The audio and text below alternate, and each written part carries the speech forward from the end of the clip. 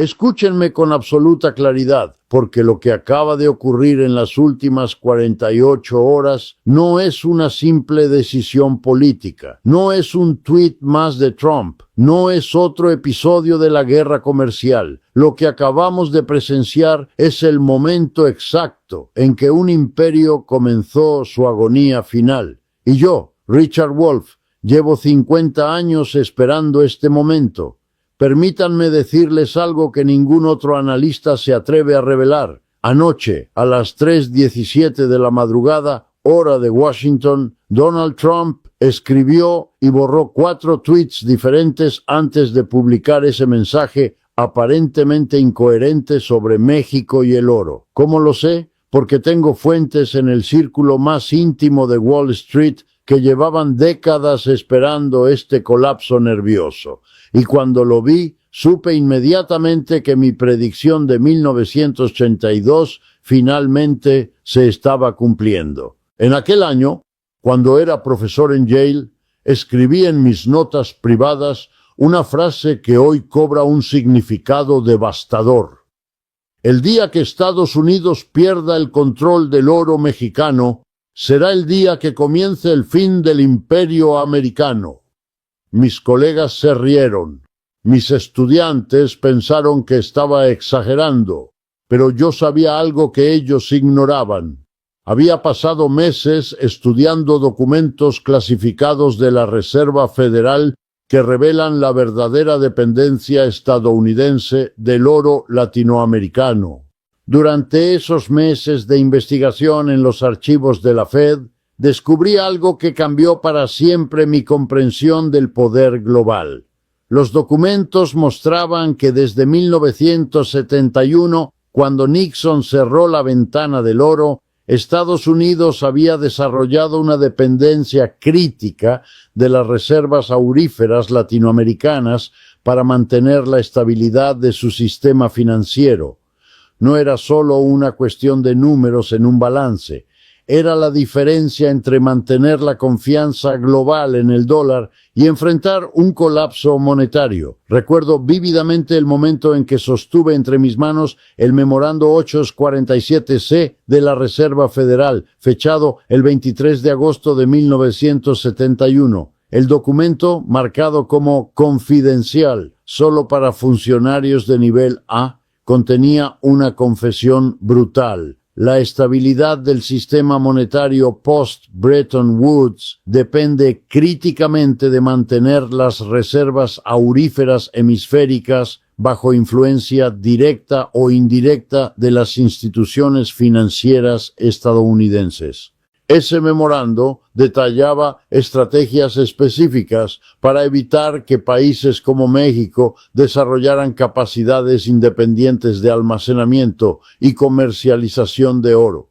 Incluía protocolos para presionar sutilmente a los bancos centrales latinoamericanos a mantener sus reservas en instituciones confiables, eufemismo para bancos controlados por Estados Unidos. Pero había algo aún más siniestro en esos documentos. Había planes contingentes para desestabilizar económicamente a cualquier país que intentara desarrollar sistemas monetarios verdaderamente independientes. No estoy hablando de teorías conspirativas. Estoy hablando de manuales operativos con presupuestos asignados y cronogramas específicos. Esos documentos revelaban conversaciones internas donde funcionarios de alto nivel admitían que México era demasiado importante para fallar en términos de cooperación monetaria.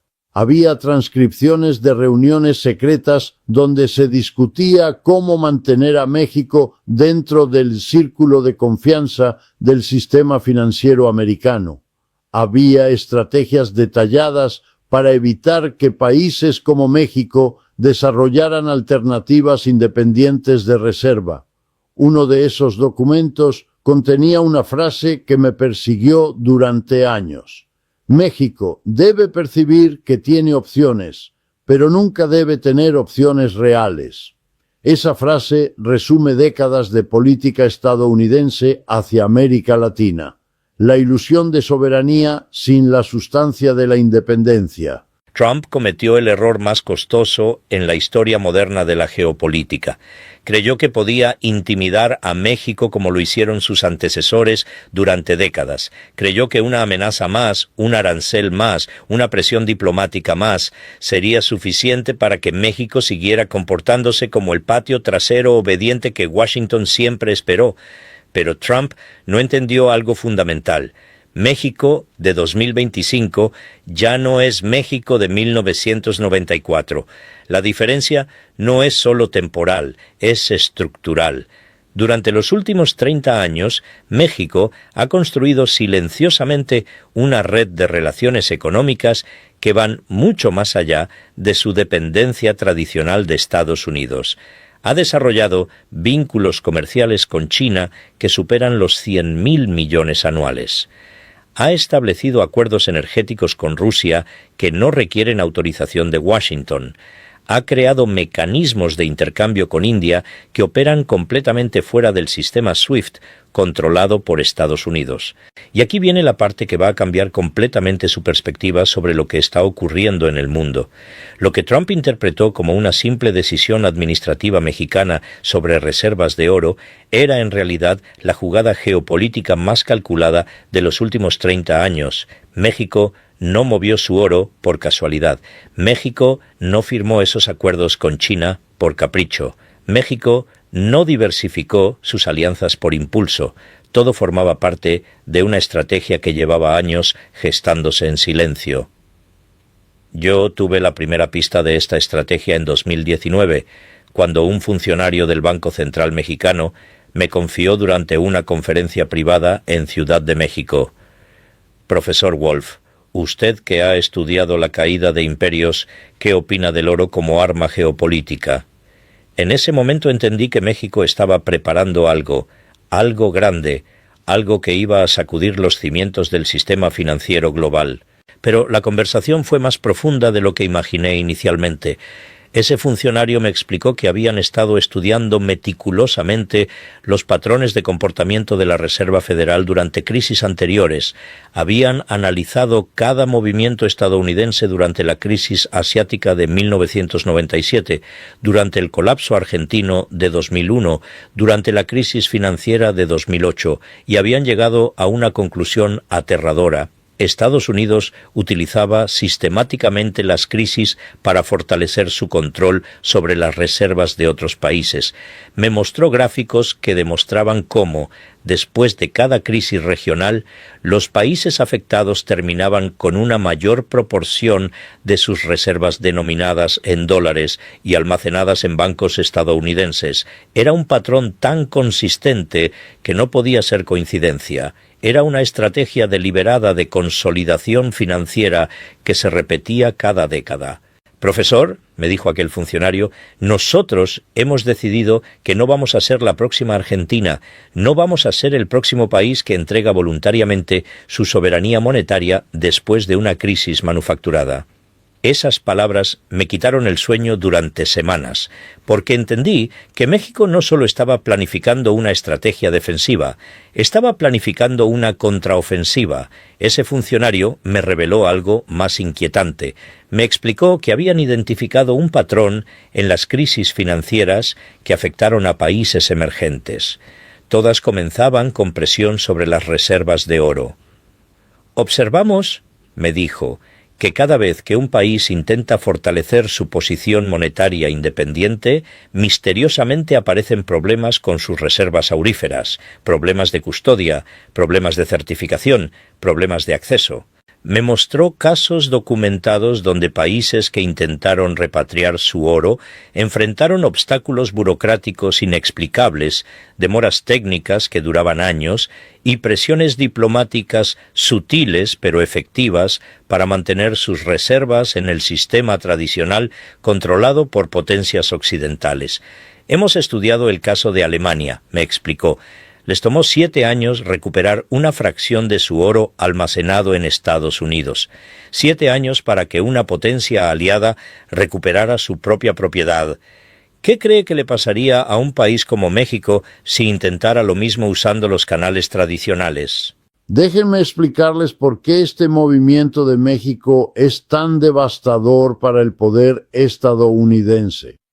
Durante los últimos 70 años, Estados Unidos construyó su hegemonía sobre tres pilares fundamentales: el control del dólar como moneda de reserva mundial, el dominio de los mercados financieros internacionales y la capacidad de presionar a países vecinos para que mantuvieran sus reservas estratégicas dentro del sistema bancario americano. México acaba de demoler esos tres pilares con una sola decisión. Al repatriar su oro y establecer nuevos mecanismos de intercambio directo con China y otros países del bloque BRICS, México no solo protegió sus propias reservas, envió un mensaje inequívoco al mundo. La era de la dependencia forzada ha terminado.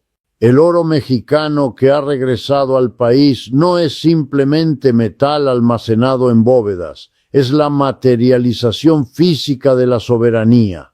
Cada lingote que cruzó de vuelta a la frontera representa una ruptura con décadas de subordinación financiera. Cada onza repatriada es un acto de independencia que Estados Unidos no puede revertir con amenazas diplomáticas o presión económica. Pero hay algo aún más profundo en este movimiento. México no solo repatrió oro físico, estableció nuevos protocolos de certificación que no dependen de entidades estadounidenses, creó sistemas de intercambio que operan fuera del circuito SWIFT controlado por Estados Unidos, desarrolló mecanismos de liquidación que pueden funcionar independientemente del sistema bancario de Nueva York. Lo más significativo es que México estableció una nueva facilidad de almacenamiento que cumple con estándares internacionales, pero opera bajo jurisdicción exclusivamente mexicana.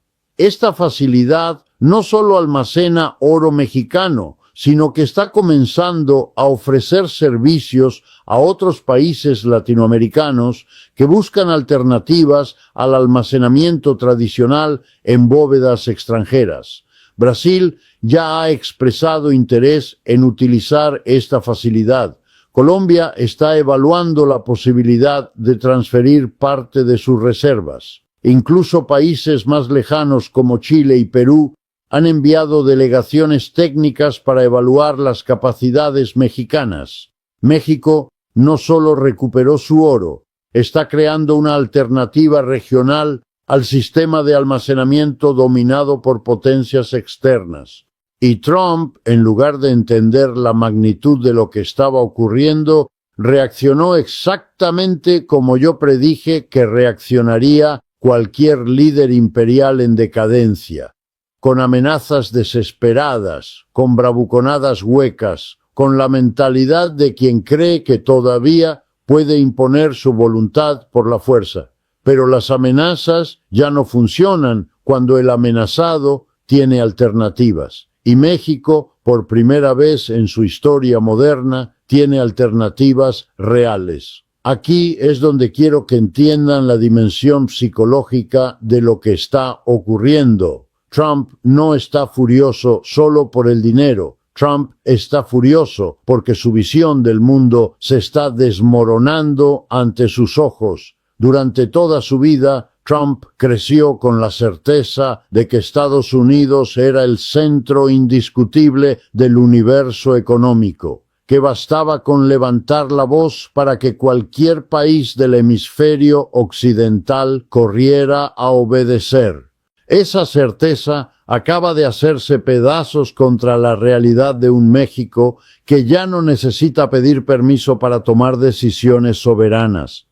Y cuando un narcisista se enfrenta a la realidad de que ya no es el centro del universo, la reacción es predeciblemente explosiva. Pero lo más fascinante de todo esto es que Trump está repitiendo exactamente el mismo patrón que he visto en todos los imperios que he estudiado durante mi carrera. Primero viene la negación, después viene la ira, luego vienen las amenazas cada vez más desesperadas. Y finalmente viene la aceptación de la nueva realidad. Trump está exactamente en la fase de ira desesperada. He visto este patrón antes.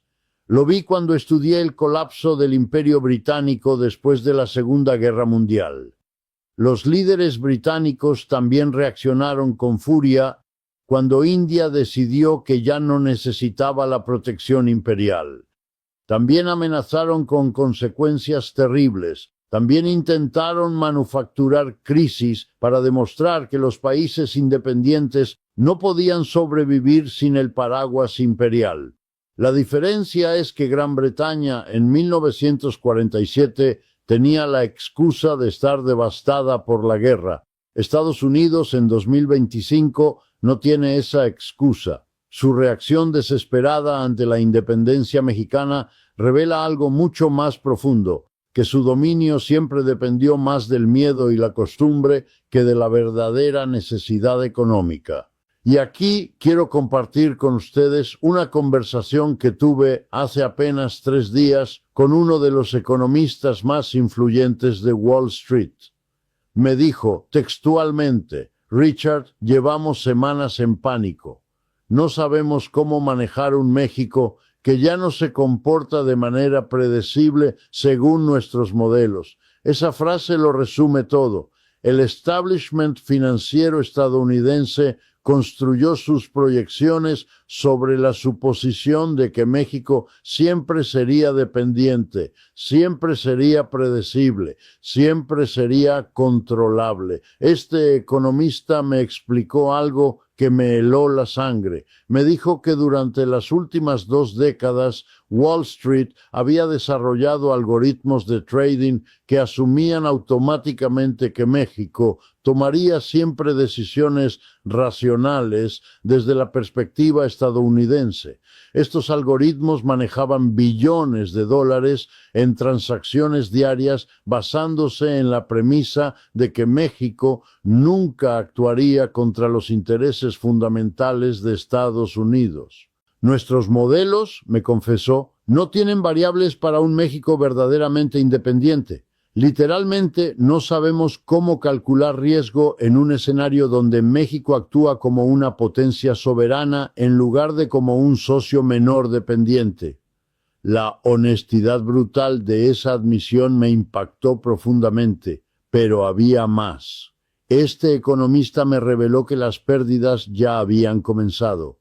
Fondos de inversión que apostaron por la previsibilidad mexicana perdieron cientos de millones de dólares en las primeras 72 horas después del anuncio de repatriación del oro. Algoritmos que no podían procesar un México independiente ejecutaron operaciones desastrosas que borraron ganancias de meses enteros. Estamos recalibrando todo, me admitió.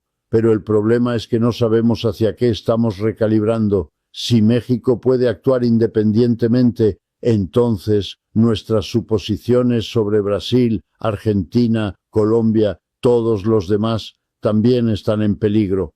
Esa suposición acaba de colapsar y con ella colapsan décadas de planificación estratégica, miles de millones en inversiones basadas en premisas falsas y la confianza de los mercados en la capacidad estadounidense de mantener su zona de influencia bajo control.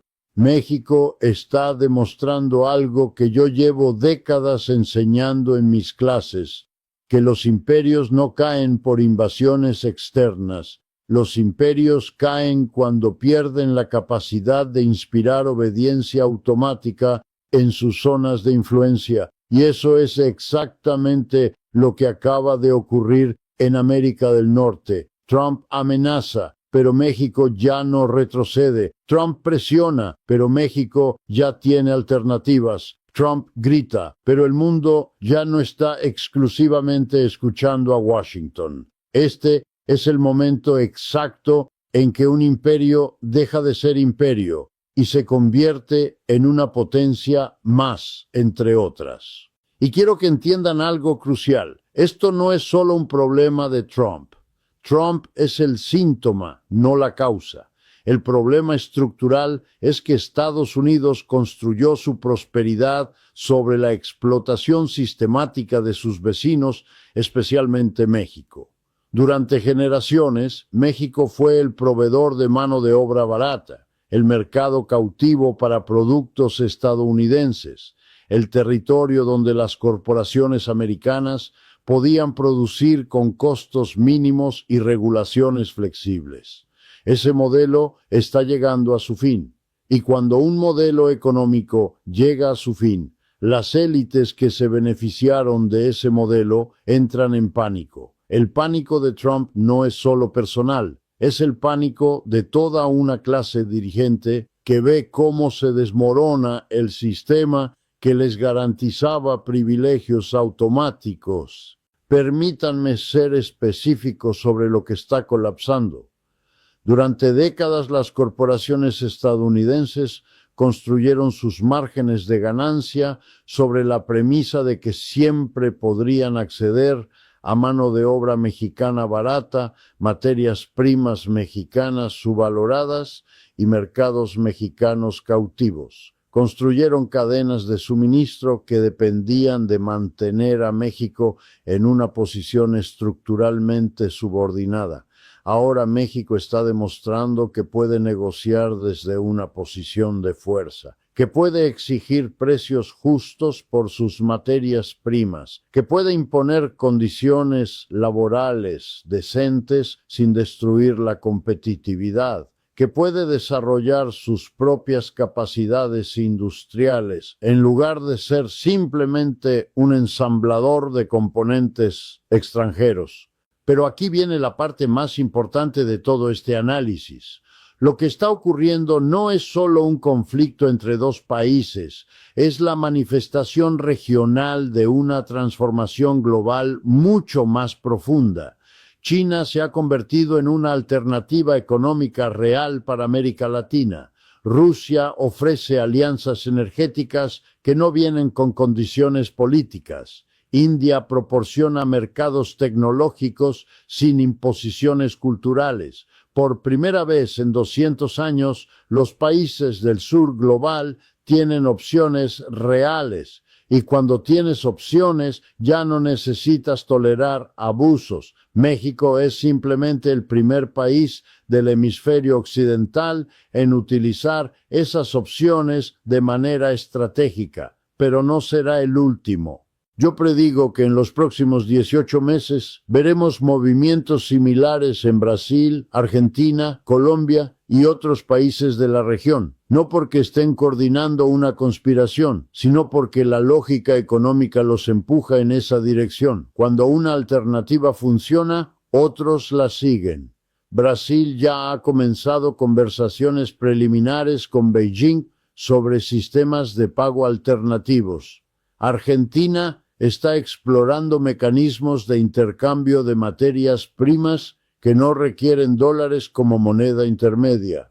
Colombia ha expresado interés en diversificar sus reservas fuera del sistema tradicional dominado por Estados Unidos. Estos no son movimientos coordinados centralmente, son respuestas racionales a una nueva realidad geopolítica donde la dependencia total de Estados Unidos ya no es necesaria ni deseable. Son decisiones que cualquier administración responsable tomaría si tuviera las opciones que ahora existen. Y Trump, en lugar de entender esta dinámica y adaptar la política estadounidense a la nueva realidad, está eligiendo el camino de la confrontación estéril. Está eligiendo exactamente la estrategia que garantiza acelerar el declive de la influencia americana en la región. Este es el momento en que quiero hablarles directamente a ustedes, a los mexicanos que están viendo esto, a los latinoamericanos que han vivido durante generaciones bajo la sombra del poder estadounidense. Lo que acaban de presenciar no es solo un éxito diplomático, es la prueba de que la dignidad nacional no es una utopía, es posible, es alcanzable, es real. Durante décadas les dijeron que no tenían alternativas. Les dijeron que debían aceptar las condiciones que les impusieran desde el norte. Les dijeron que su destino era ser eternamente dependientes. Todo eso era mentira.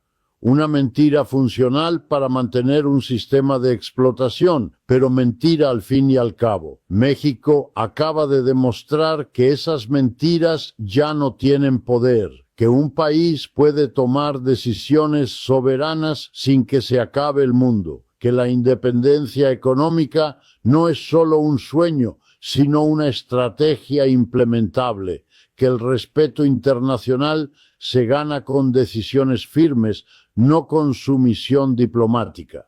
Y Trump, al reaccionar con tanta virulencia, ha confirmado involuntariamente algo que los críticos del imperialismo llevamos décadas denunciando, que la cooperación estadounidense con América Latina nunca fue cooperación. Era dominación disfrazada de cooperación. Era control disfrazado de alianza. Era explotación disfrazada de desarrollo mutuo.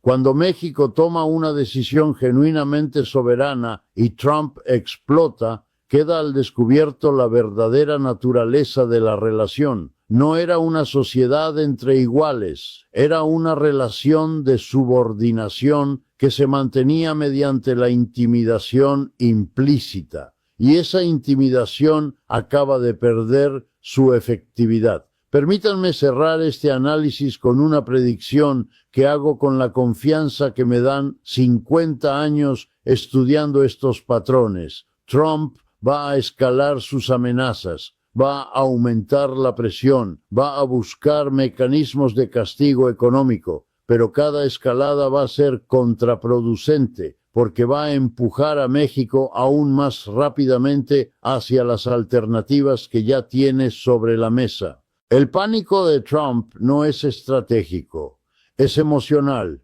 y las decisiones emocionales en geopolítica siempre aceleran exactamente los procesos que intentan evitar. Trump está cavando la tumba de la hegemonía americana en América del Norte con cada tuit furioso, con cada amenaza desproporcionada, con cada demostración de que Estados Unidos ya no sabe relacionarse con sus vecinos como socios, sino solo como subordinados. Lo que más me impresiona de toda esta situación es la elegancia con la que México ejecutó esta estrategia. No hubo declaraciones grandilocuentes, no hubo fanfarrias mediáticas, no hubo confrontación innecesaria. México simplemente actuó, y esa discreción estratégica revela una madurez geopolítica que Estados Unidos parece haber perdido hace décadas. Mientras Trump convierte cada decisión en un espectáculo, México convierte cada movimiento en un hecho consumado. Mientras Estados Unidos anuncia sus intenciones con meses de anticipación, México presenta al mundo realidades ya establecidas. Esa diferencia de estilo no es cosmética, es estratégica. Y aquí quiero hacer una observación que mis colegas académicos van a encontrar controvertida, pero que considero esencial. México está demostrando que es posible desafiarse al imperio sin convertirse en enemigo del imperio.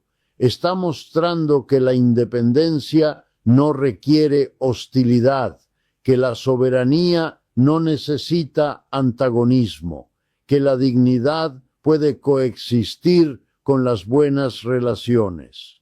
Esta es quizás la lección más importante de todo este episodio. México no está buscando reemplazar la hegemonía estadounidense con una hegemonía propia.